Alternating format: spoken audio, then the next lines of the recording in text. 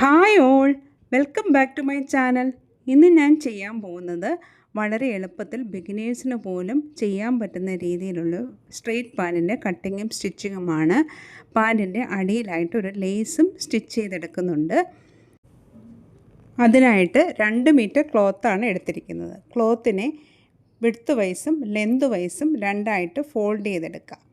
Front പോർഷനും back പോർഷനും 2 മെഷർമെൻറ്റാണ് കൊടുക്കുന്നത്. അതുകൊണ്ട് ക്ലോത്തിനെ നമുക്ക് രണ്ടായിട്ട് കട്ട് ചെയ്ത് എടുക്കേണ്ടതായിട്ടുണ്ട്. അതിന് മുമ്പായിട്ട് ഒരു സൈഡിൽ ലെന്ത് എത്രയാണ് ഉള്ളതെന്നൊന്ന് മെഷർ ചെയ്ത് നോക്കാം. എനിക്കിവിടെ 39 ഇഞ്ചാണ് ലെന്തായിട്ട് കിട്ടുന്നത്. എനിക്ക് അത്ര തന്നെ പാൻറ്റിന് ലെന്തായിട്ട് വേണം. നമുക്ക് ക്ലോത്തിനെ രണ്ടായിട്ട് ഈക്വൽ ആയിട്ട് രണ്ടായിട്ട് കട്ട് ചെയ്തെടുക്കാം.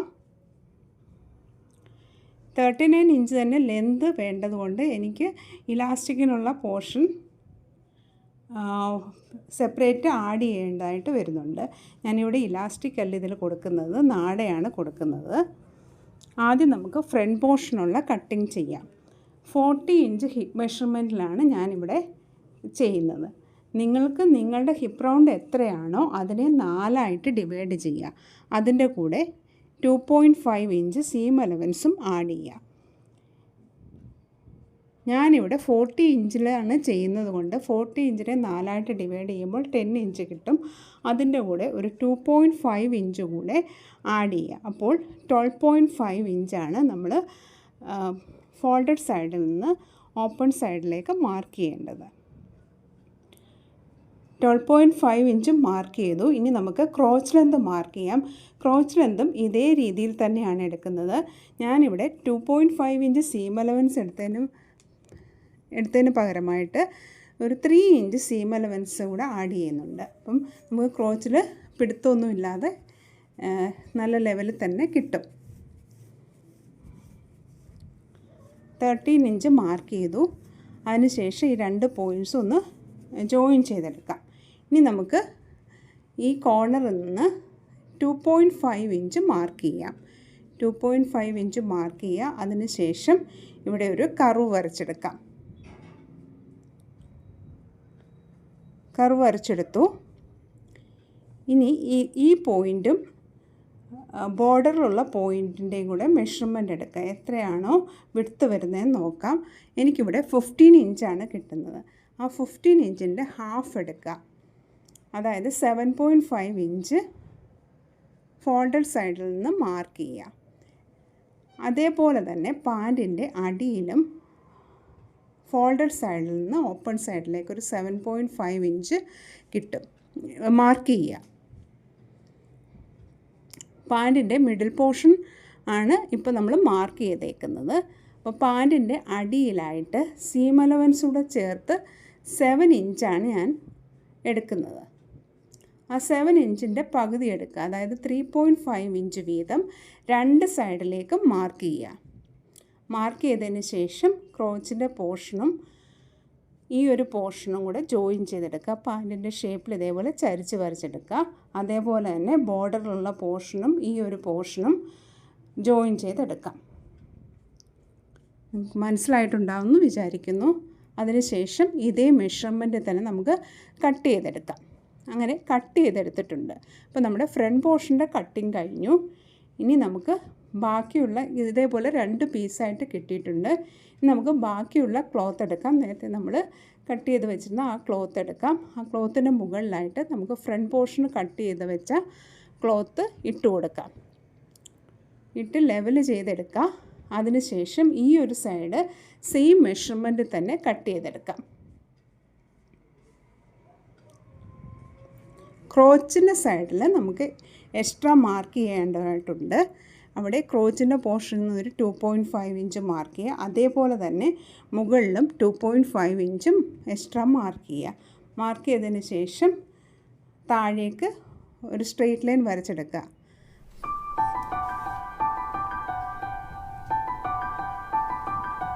വരച്ചതിന് ശേഷം നേരത്തെ ചെയ്ത പോലെ തന്നെ ഇവിടെയും ഒരു എൽ ഷേപ്പ് വരച്ചെടുക്കുക. അതിനുശേഷം കർവ് വരച്ചെടുക്കാം. വരച്ചെടുത്തു. അതിനുശേഷം ഇനി പാൻറ്റിൻ്റെ മിഡിൽ പോർഷനിലായിട്ട് ഒരു 1.5 ഇഞ്ച് മാർക്ക് ചെയ്യുക. എൻ പോർഷനിലായിട്ട് ഒരു 1 ഇഞ്ചും എക്സ്ട്രാ മാർക്ക് ചെയ്യുക. മാർക്ക് ചെയ്തതിന് ശേഷം ഈ പോയിൻറ്റ്സ് എല്ലാം ഒന്ന് ജോയിൻ ചെയ്തെടുത്ത് സെയിം മെഷർമെൻറ്റിൽ തന്നെ കട്ട് ചെയ്തെടുക്കാം.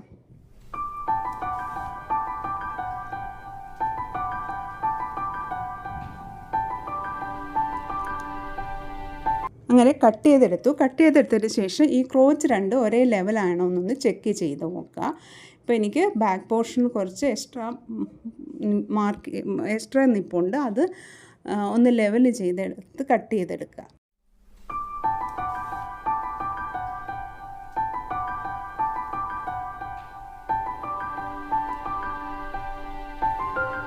കട്ട് ചെയ്തെടുത്തു. ഇനി ഒന്നുകൂടെ ഒന്ന് ചെക്ക് ചെയ്ത് നോക്കുക. അപ്പോൾ കറക്റ്റായിട്ട് രണ്ട് ക്രോച്ചും ഒരേ ലെവലിൽ തന്നെ വന്നിട്ടുണ്ട്. ഇപ്പോൾ നമ്മുടെ കട്ടിങ് എല്ലാം കഴിഞ്ഞു. ഇനി ഇതെങ്ങനെയാണ് സ്റ്റിച്ച് ചെയ്യുന്നതെന്ന് നോക്കാം. ആദ്യം നേരത്തെ പറഞ്ഞതുപോലെ തന്നെ നാട കടത്തി വിടാൻ വേണ്ടിയിട്ട് ഒരു 2 ഇഞ്ച് വിഡ്ത്തുള്ള ക്ലോത്ത് എടുക്കുക. ക്ലോത്ത് എടുത്തതിന് ശേഷം ഓരോ സൈഡിലും നല്ല സൈഡിലേക്ക് വെച്ച് സ്റ്റിച്ച് ചെയ്തെടുക്കുക. വീഡിയോയിൽ കാണുന്ന പോലെ തന്നെ ഇങ്ങനെ സ്റ്റിച്ച് ചെയ്തെടുത്തതിന് ശേഷം തിരിച്ചിട്ടൊന്ന് ടോപ്പ് സ്റ്റിച്ച് കൂടെ ചെയ്തെടുക്കാം. ഇതേപോലെ 4 പീസിലും ചെയ്തെടുക്കാം.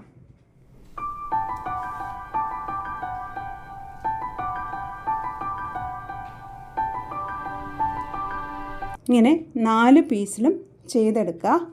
അതിനുശേഷം നമുക്ക് ക്രോച്ചിൻ്റെ പോർഷൻ ഒന്ന് ജോയിൻ ചെയ്യാം. ഇത് ഫ്രണ്ട് പോർഷനാണ് ചെയ്യുന്നത്. ഫ്രണ്ട് പോർഷൻ ജോയിൻ ചെയ്തെടുക്കുമ്പോൾ നമ്മളിപ്പം എക്സ്ട്രാ ജോയിൻ എടുത്ത പോർഷൻ വരെ സ്റ്റിച്ച് ചെയ്തതിന് ശേഷം ഒരു 1 ഇഞ്ച് ഗ്യാപ്പ് ഇടുക.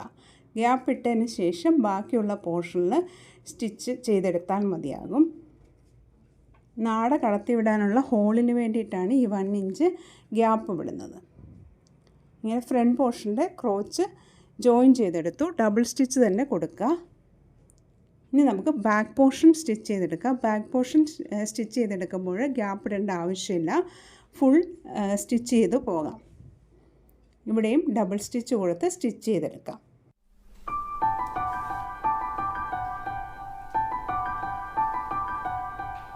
രണ്ട് ക്രോച്ചും ജോയിൻ ചെയ്തെടുത്തു. ഫ്രണ്ട് പോർഷനും ബാക്ക് പോർഷനും. ഇനി സൈഡ് രണ്ടും ഒന്ന് ജോയിൻ ചെയ്തെടുക്കാം. ഫ്രണ്ട് പോർഷൻ്റെയും ബാക്ക് പോർഷൻ്റെയും രണ്ട് സൈഡും ജോയിൻ ചെയ്തെടുക്കാം.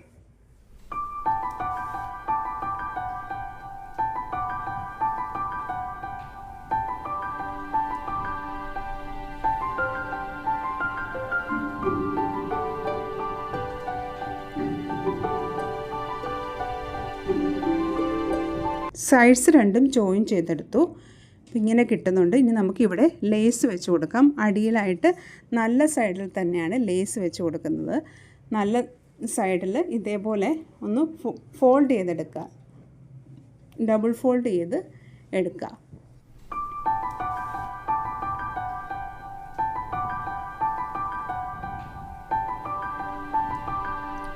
ഡബിൾ ഫോൾഡ് ചെയ്തെടുത്തതിന് ശേഷം അതിൻ്റെ ഉള്ളിലേക്ക് ലേസ് വെച്ച് കൊടുത്ത് സ്റ്റിച്ച് ചെയ്തെടുക്കാം.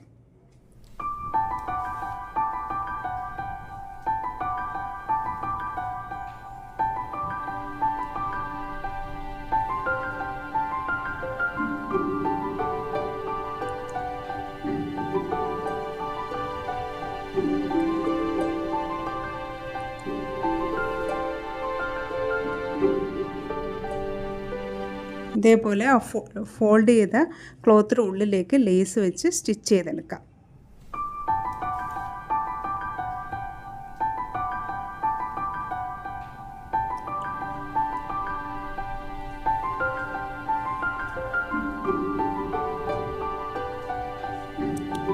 ഇങ്ങനെ സ്റ്റിച്ച് ചെയ്തെടുത്തിട്ടുണ്ട്.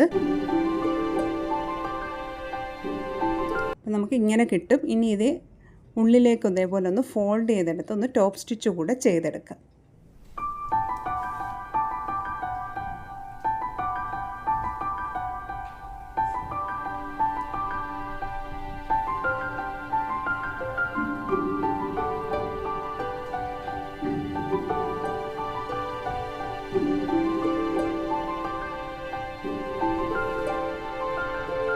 ടോപ്പ് സ്റ്റിച്ച് ചെയ്തെടുത്തു.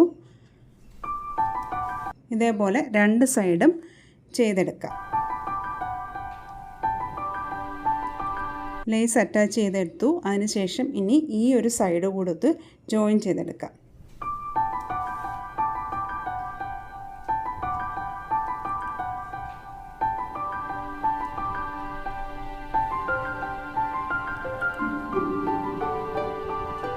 സൈഡ് ജോയിൻ ചെയ്യുമ്പോഴും ഡബിൾ സ്റ്റിച്ച് തന്നെ കൊടുക്കുക.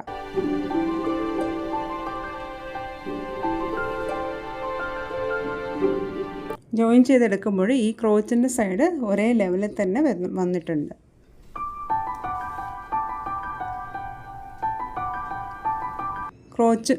ക്രോച്ചിൻ്റെ പോർഷനും സ്റ്റിച്ച് ചെയ്തെടുത്തു. ഇനി നമുക്ക് മുകളിലായിട്ട് നമുക്ക് നാട കടത്തി വിടാൻ വേണ്ടിയിട്ട് ഇതേപോലെ 2 ഇഞ്ച് ആഡ് ചെയ്ത ക്ലോത്ത് ആദ്യം ഒരു ചെറുതായിട്ടൊന്ന് ഫോൾഡ് ചെയ്യുക. അതിന് ശേഷം നമ്മൾ എക്സ്ട്രാ പോർഷൻ വെച്ചേക്കുന്ന ആ ക്ലോത്തും ഒന്ന് ഫോൾഡ് ചെയ്ത് ഫുൾ റൗണ്ടും സ്റ്റിച്ച് ചെയ്തെടുക്കാം.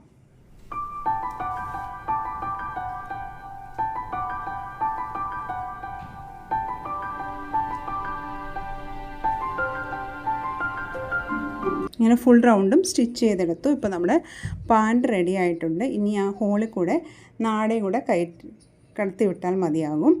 അപ്പോൾ നമ്മുടെ പാൻറ് റെഡി ആയിട്ടുണ്ട്. ഇതാണ് ഇതിൻ്റെ ഫൈനൽ ലുക്ക്.